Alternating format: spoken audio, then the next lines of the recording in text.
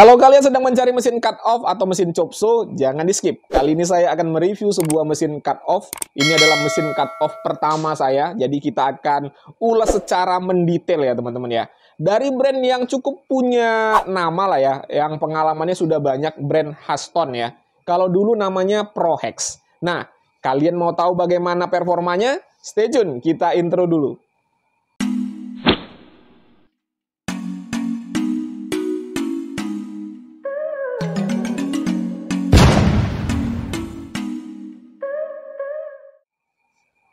Oke, sekarang kita langsung saja unboxing ya. Oh ya, saya hampir lupa. Untuk harganya ini adalah 1.100.000 sampai dengan 1.500.000-an. Tergantung toko yang menjual. Ya, untuk harga segitu saya rasa udah terjangkau ya. Langsung saja kita unboxing. Ini boxnya lumayan besar. Oke, ini ya kemasannya khas Haston ya. Warna kuning, lalu ada lambangnya ya kurang lebih seperti itu. Ada gambar untuk chop saw-nya, lalu di sini ada keterangan untuk spesifikasi dan juga fitur-fiturnya. Nanti kita akan ulas secara terperinci. Kita lihat apa saja yang kita dapatkan pada paket pembelian.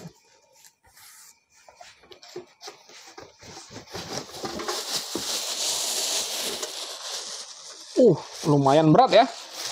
Ini lumayan berat.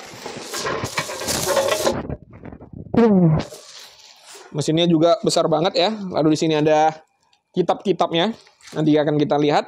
Udah kosong ya, sudah tidak ada apa-apa lagi.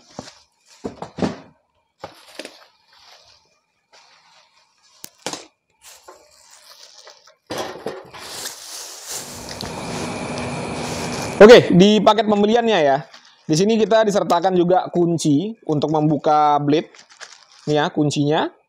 Lalu kita disertakan juga karbon brush cadangan. Ini karbon brushnya juga gede banget nih. Nih ya, gede banget. Ada kartu garansi. Jadi nanti kalau kalian beli ya, ini ada 2 lembar. Harus dikirim salah satunya agar garansinya bisa diklaim. Lalu di sini ada buku petunjuk penggunaannya. Ini dia ya. Ini masih berbahasa Indonesia dan juga berbahasa Inggris ya untuk buku panduannya ini. Dan untuk garansinya sendiri, ini garansinya kita lihat ya. Ya, garansinya 1 tahun ya. Garansi 1 tahun dari tanggal pembelian. Jadi nanti kalau kalian beli, jangan lupa ya, di nota pembeliannya itu jangan lupa disimpan.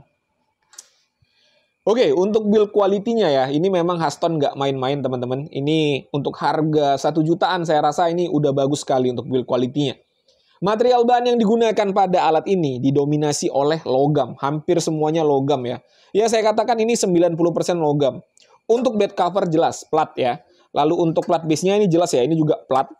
Lalu untuk bodi mesin adalah cor-coran aluminium, jadi logam juga. Yang plastik di sini hanya handle-nya saja, hanya handle-nya. Namun untuk plastiknya juga bukan plastik yang kaleng-kaleng ya teman-teman ya. Ini terlihat kokoh untuk plastiknya. Dan dilapisi dengan grip karet lagi. Jadi saya katakan untuk build quality ini sudah jempolan ya, sudah mantap. Untuk fitur yang ada pada alat ini saya rasa sih standar-standar saja ya. Seperti mesin cut off pada umumnya. Kita lihat satu persatu ya. Yang pertama di sini ada trigger. Triggernya ini enak ya, clicky. Jadi ada suaranya pada saat kita tekan nih. Lalu dilengkapi dengan trigger lock juga di sini. Jadi ini bukan safety lock, tapi trigger lock untuk mengunci triggernya. Apabila kita ingin menyalakan mesinnya terus-menerus, tinggal tekan saja. Untuk merilisnya kurang lebih sama seperti board, tinggal tekan lagi triggernya seperti ini. Lalu untuk penggantian karbon brushnya ada di luar, lebih praktis. Ada spindle lock di sini. Nah, ini spindle locknya. Ini mekanismenya kurang lebih sama seperti kunci ya, kunci. Jadi ada pin. Nah, kalau kalian lihat di sini, kita buka dulu ini ya. Nah, di sini kan ada coakan ya, ini coakan. Ini penahan blade-nya, ini ada coakan. Jadi kalau mau spindle lock-nya itu berfungsi, kalian harus paskan pin dari spindle lock dengan lubang ini. Biar dia tidak bergerak kemana-mana. Lalu di sini ada fitur safety ya. Apabila kalian sudah selesai memasang blade, ini jangan lupa dikunci lagi agar lebih aman. Lalu ada fitur safety lagi, ini. Yang melindungi kita dari percikan api pada saat kita memotong. Ini dari bahan besi juga. Lalu ada clamp. Ini clamp. Ada drat dan sudah quick release ya. Nah, ini bisa quick release nih. Nah, Ini tinggal kita angkat seperti ini. Nah, tinggal kita sorong seperti ini. Jadi quick release ya, mantap. Selanjutnya, kita angkat dulu.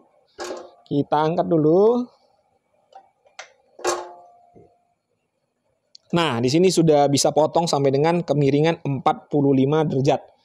Caranya ya tinggal longgarkan saja baut yang ada di sini menggunakan kunci yang kita dapatkan dari paket pembelian. Jangan sampai hilang ya. Lalu di sini juga ada penahan. Penahan agar kita bisa sesuaikan kedalaman potongan yang kita inginkan. Selanjutnya, di sini ada pin untuk mengunci ya. Ini pin untuk mengunci. Apabila kita ingin melipatnya, tinggal kita tekan pinnya ini. Nah, ini. Nah, kalau mau melepasnya lagi tinggal tekan seperti ini. Jadi gampang ya. Dan fitur terakhir adalah ini ya, handle. Jadi pada saat kita ingin pindah-pindahkan enak, sudah diberikan handle di sini. Tinggal kita angkat-angkat saja seperti ini. Oke ya, itu aja fitur-fitur yang ada pada mesin cut off ini. Ya standar lah ya. Rata-rata mesin cut off juga fiturnya sama seperti ini.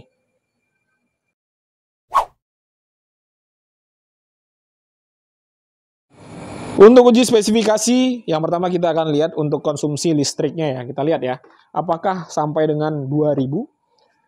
Nih ya, kalian fokus ke sini nanti, saya nyalakan.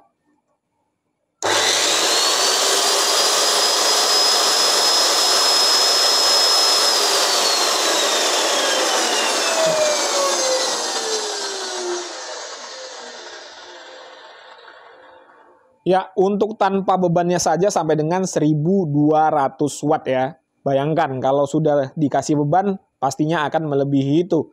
Kalau listrik di rumah hanya 1300, saya jamin nggak akan sanggup ya. Sekarang kita lihat untuk tingkat kepresisian blade-nya ya.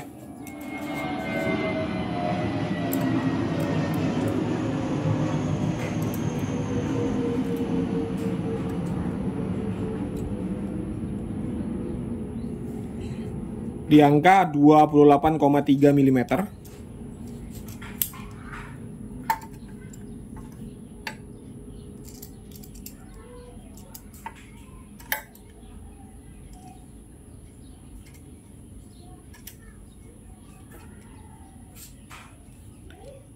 (27,1 ya. Jadi untuk perbedaannya sekitar 1 mili antara bagian depan dan bagian belakang. Oke, selanjutnya kita akan uji untuk kecepatan no load speed-nya dan juga untuk tingkat kebisingan.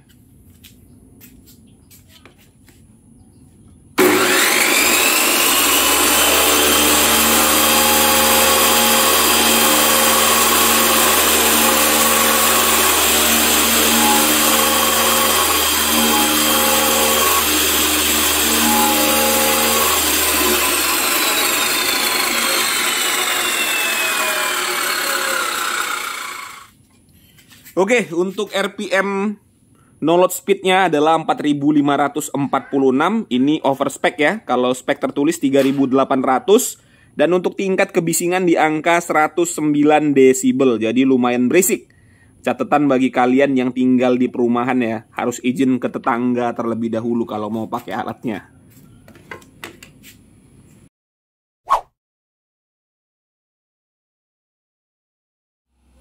Oke, langsung saja kita uji performanya. Di sini saya ada besi holo ya. Ini besi holo untuk ukurannya. Ini kalau nggak salah 4x4. Untuk ketebalan besinya 1 mili ya. Ini kita akan coba potong.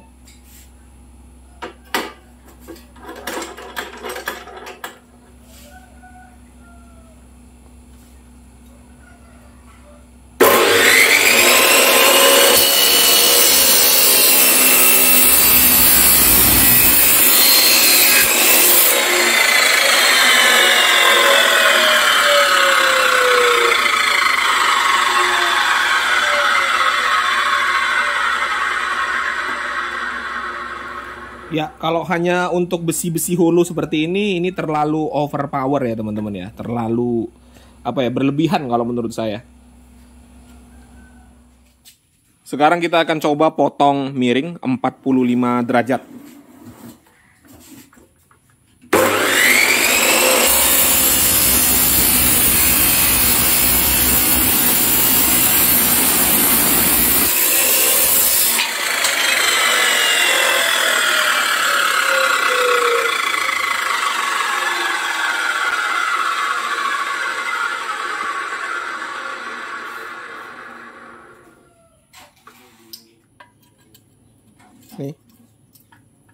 Jadi ini kalau menurut saya sih nggak siku ya teman-teman ya. Ini nggak siku. Kita ambil siku ya biar lebih jelas ya. Ini hasilnya. Nih.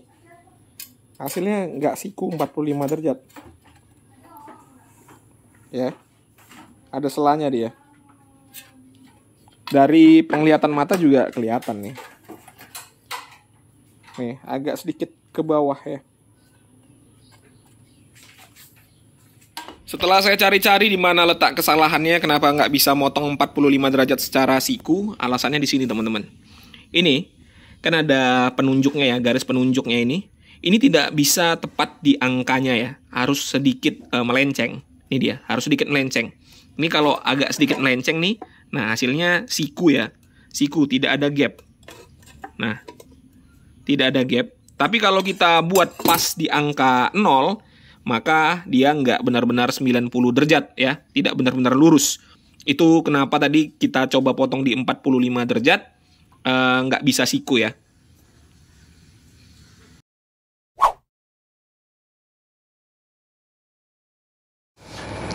Oke, itu tadi ya teman-teman ya, sudah disaksikan bersama-sama bagaimana ulasan saya mengenai mesin cut off dari Haston ini, kurang lebih seperti yang kalian saksikan.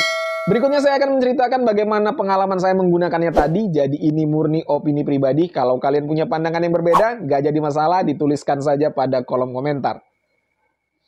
Oke, untuk harga yang ditawarkan ya, build quality-nya saya rasa tidak ada yang bisa kita komplain. Build quality-nya bagus ya untuk mesin cut off ini. Semua material bahannya itu nggak kaleng-kaleng. Lalu untuk fitur saya rasa juga standar-standar saja dan semuanya bekerja dengan baik. Untuk spesifikasi juga saya rasa tidak ada yang bisa kita komplain, sudah oke semua ya. Pada saat kita uji tadi, ya sudah standar lah ya menurut saya untuk spesifikasinya. Selanjutnya untuk performa, ini asalkan kita mendapatkan blade yang bagus ya. Kalau blade ini saya rasa ini kurang bagus, saya kurang puas untuk performanya. Asalkan kita menggunakan blade yang bagus, saya rasa untuk mesin ini sudah oke sekali ya. Dan yang menjadi catatannya ya, yang menjadi catatan adalah tingkat kepresisiannya. Seperti yang saya tunjukkan tadi, itu tingkat kepresisiannya itu harus apa ya? Tidak bisa kita ikuti garisnya itu, harus kita agak sedikit lewati baru dia bisa 90 derajat. Dan biar lebih yakin lagi kalau menggunakan, saya nggak tahu ya apakah hanya terjadi pada unit saya saja ataukah unit yang lain juga sama. Yang pasti kalau mau lebih presisi lagi gunakan siku agar hasilnya lebih mantap. Lalu pertanyaannya, apakah ini worth it untuk dibeli? Ya ini tergantung ya teman-teman ya. Kalau kalian bisa terima kekurangannya, yang menurut saya tadi tidak terlalu tidak terlalu signifikan ya, karena masih bisa kita atur kecuali sudah fix tidak bisa diapa-apain lagi. Nah itu baru memang total ya, total tidak recommended. Nah kalau ini saya kembalikan lagi kepada kalian, kalau kalian mau terima kekurangannya, ya ini boleh ya, ini boleh lah untuk harga segitu dengan garansinya resmi, lalu spare partnya tersedia, ini sudah oke sekali. Tetapi saya nggak tahu ya teman-teman ya, hal yang tadi itu yang menjadi minusnya yang saya katakan tadi itu, apakah terjadi di unit saya saja ataukah di semua unit mesinnya sama, saya nggak tahu ya. Yang pasti yang saya dapatkan seperti itu. Oke teman-teman ya, kalau ada pertanyaan seperti biasa dituliskan saja pada kolom komentar. Kalau ada kritik dan saran juga tidak jadi masalah. Jumpa lagi pada konten-konten saya berikutnya. Assalamualaikum warahmatullahi wabarakatuh.